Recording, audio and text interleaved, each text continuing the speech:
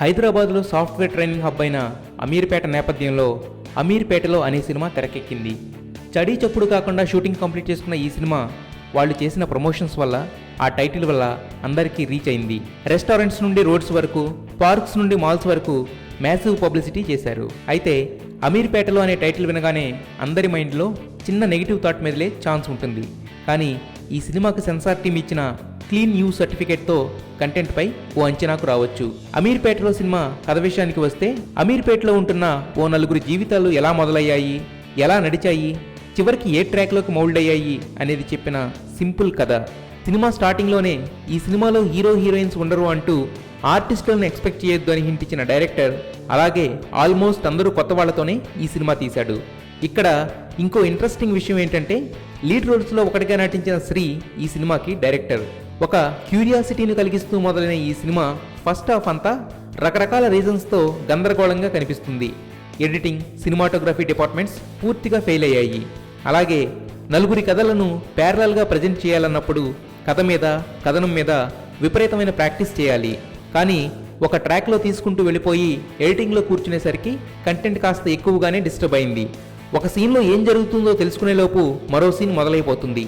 Comedy కూడా work out కాలేదు. కానీ సినిమా సెకండ్ హాఫ్ మాత్రం స్టార్టింగ్ నుండి ఆకట్టుకుంటూ దర్శకుడి ప్రయత్నాన్ని కన్వే చేస్తూ అర్థవంతంగా సాగింది. కామెడీ కూడా బాగానే వర్కౌట్ అయింది.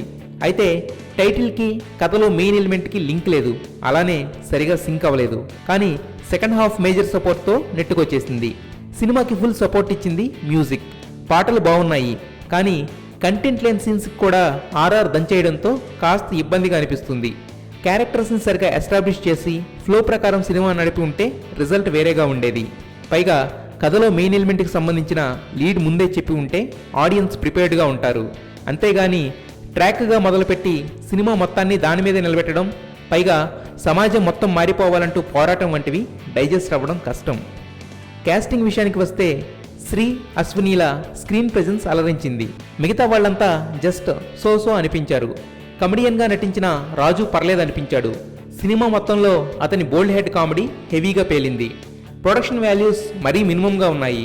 అయితే యూత్ఫుల్ మూవీలో బీ గ్రేడ్ కంటెంట్ లేకుండా చూసుకోవడం విషయంలో టీంని అభినందించాలి. డబుల్ మీనింగ్ డైలాగ్స్ కూడా లేవు. కాకపోతే ఇలాంటి టైటిల్తో, సబ్జెక్ట్తో మెసేజ్ ఇవ్వాలన్న ఆలోచన కొంచెం విచిత్రంగానే అనిపిస్తుంది. ఓవరాల్గా చూస్తే అమీర్పేటలో అనే సినిమా టార్గెటెడ్ ఆడియన్స్ అయిన యూత్ని అలరించే అవకాశం ఉంది. అలాగే ఈ సినిమా ఏదో ఓ కథలా కాకుండా ఎవరో ఒకరి క్యారెక్టర్ని రిఫ్లెక్ట్ చేసేలా ఉండడం ప్లస్ పాయింట్. అయితే బాక్స్ ఆఫీస్ దగ్గర రిజల్ట్ మాత్రం వెయిట్ చేసి తెలుసుకోవాలి. రైల్వే రాజ్ ఆడి ఓడిన ఆటవీడు. ముసలకి నీళ్ళల్లో బలం, వీళ్ళకి అడవిలో బలం. ఏం రో లావు మాట్లాడుతున్నావు?